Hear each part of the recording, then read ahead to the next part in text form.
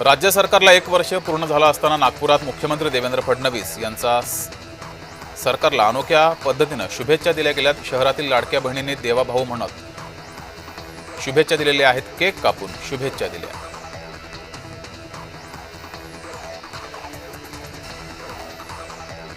शेतकऱ्यांचं संपूर्ण कर्ज 30 जून 2026च्या आत माफ करण्याचं आश्वासन मुख्यमंत्री देवेंद्र फडणवीस यांनी दिलं।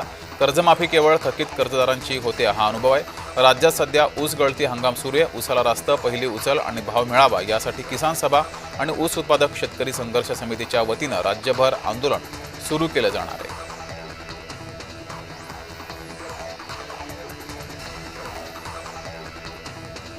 राज्यातील सहकारी संस्थांच्या निवडणुका पुढे ढकलण्याचा निर्णय घेण्यात आला आहे। स्थानिक निवडणुका होईपर्यंत निवडणुका पुढे ढकलल्या असून सहकारी गृहनिर्माण संस्थांच्या निवडणुका मात्र वेळेतच होणार आहेत।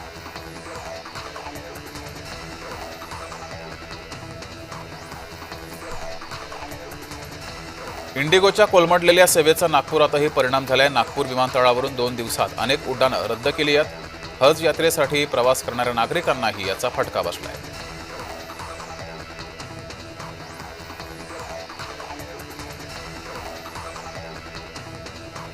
नाशिकच्या शिवशक्तीनगरमध्ये 4 चाकी घरात घुसली। अपघातात महिला गंभीर जखमी झाली आहे। पोलिसांकडून अधिकचा तपास सुरू आहे।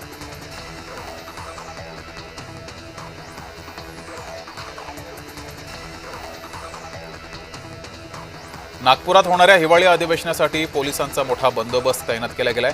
अधिवेशनाला 7,000 पोलिसांची सुरक्षा असणार आहे। वरिष्ठ पोलीस अधिकाऱ्यांकडून सुरक्षेसंदर्भात मार्गदर्शन करण्यात आलं।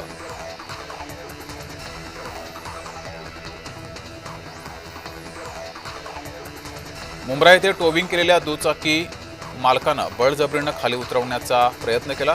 दोन्ही दुचाकी गाड्या त्यावेळेस खाली पडल्या, नुकसान झालं। त्यानंतर वाहतूक विभागाच्या पोलिसांनी नुकसान भरपाई देऊन माफी मागितली आहे।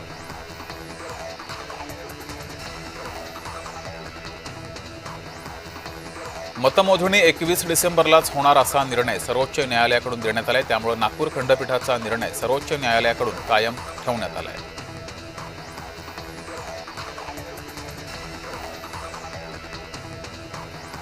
इंडिगो विमान कंपनीला पायलट कमतरतेचा सामना करावा लागतोय। त्यामुळे नागपूरच्या विमानतळावरून गेल्या 2 दिवसात 10 पेक्षाही जास्त उड्डाणं ही रद्द केली आहेत। यामुळे प्रवाशांना मोठ्या प्रमाणात मनस्ताप सहन करावा लागतोय।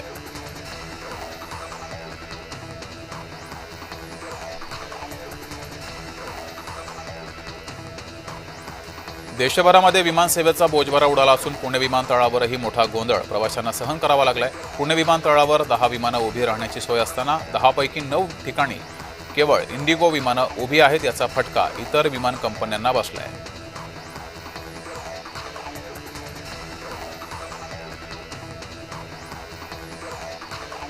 पुण्यातील भोर नगर परिषदेची निवडणूक पार पडल्यानंतर ईव्हीएम स्ट्रॉंग रूमला पोलिसांचा खडा पहारा हा बघायला मिळतोय। कोणता अनुचित प्रकार घडू नये यासाठी 24 तास पोलीस तैनात केले गेले।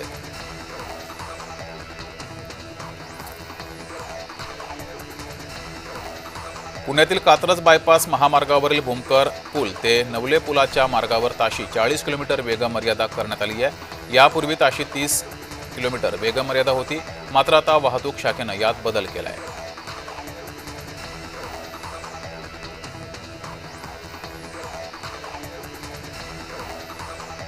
रिझर्व्ह बँक ऑफ इंडियानं कर्जदारांसाठी एक मोठा दिलासादायक निर्णय घेतलाय। व्याजदरात 0.25% कपात करण्यात आली आहे। रेपो रेट 5.25% खाली आणण्याचा निर्णय आरबीआयनं घेतलाय।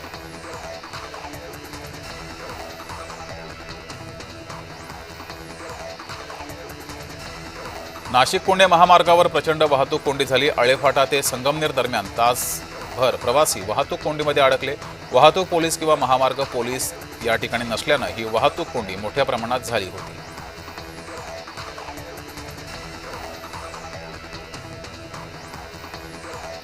ठाण्याच्या प्रारूप मतदार यादीसाठी 3000हून अधिक हरकती आणि सूचना प्राप्त झाल्यात।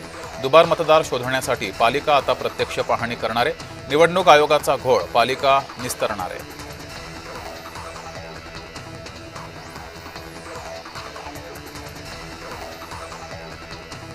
राज्यभरातील बाजार समित्या बंद आहेत। मुंबई एपीएमसीतील मसाला दाणा मार्केट आज बंद राहणार आहे। प्रलंबित प्रश्न सोडवण्यासाठी शासन दुर्लक्ष करत असल्यामुळे राज्यातील व्यापाऱ्यांमध्ये असंतोष आहे.